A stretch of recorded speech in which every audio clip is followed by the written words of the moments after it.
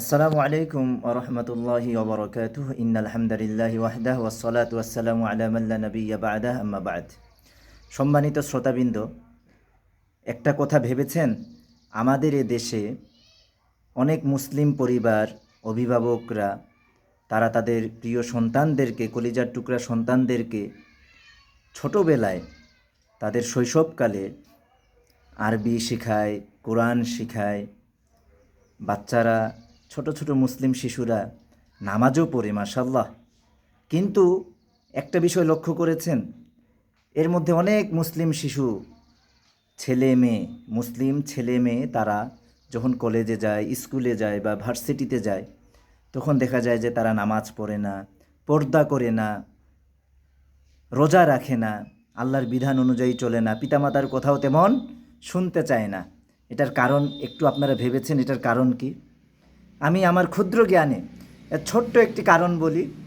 এর ছোট্ট একটি কারণ হচ্ছে, ছোটোবেলায় কোরআন শিখেছে, কিন্তু কোরআনের সুন্দর সুন্দর যে ঘটনাগুলো রয়েছে, হাদিসে সুন্দর সুন্দর যে ঘটনাগুলো রয়েছে, সেগুলো তারা পড়েনি। সুতরাং এজন্য ছোটোবেলায় কোরআন হাদিসের সুন্দর সুন্দর ঘটনা, হাদিসের সুন্দর সুন্দর ঘটনাগুলো যদি ছোট্ট শিশুদেরকে যদি শেখানো হয়, তাহলে তাদের কুরআন হাদিসের প্রতি ভালোবাসা জন্মাবে, আল্লাহ এবং রসুল মুহাম্মদ সাল্লাল্লাহু আলাইহি ওয়াসাল্লামের প্রতি ভালোবাসা জন্মাবে। সুতরাং প্রত্যেক অভিভাবক এবং শিক্ষকদের, মুসলিম অভিভাবক যারা রয়েছেন এবং মুসলিম শিক্ষক যারা রয়েছেন, আপনাদের দায়িত্ব, আল্লাহ প্রদত্ত দায়িত্ব। প্রত্যেক অভিভাবক প্রত্যেককেই তার নিজ দায়িত্ব সম্পর্কে আল্লাহ তাআলা জিজ্ঞাসা করবেন। সুতরাং আপনাদের অধীনস্থ যেই বাচ্চারা রয়েছে, সন্তানেরা রয়েছে, তাদেরকে আপনারা রূপকথার গল্প না শিখিয়ে, তাদেরকে মোবাইলে আসক্ত না করে কুরআন হাদিসের যে সুন্দর সুন্দর ঘটনাগুলো রয়েছে, সেই ঘটনাগুলো ছোট্টকাল থেকে, শৈশবকাল থেকে তাদেরকে শিক্ষা দিবেন এবং তাদেরকে এই কুরআন হাদিসের গল্পের উপর তাদেরকে আসক্তি বাড়াবেন, তাদেরকে আগ্রহী করে তুলবেন।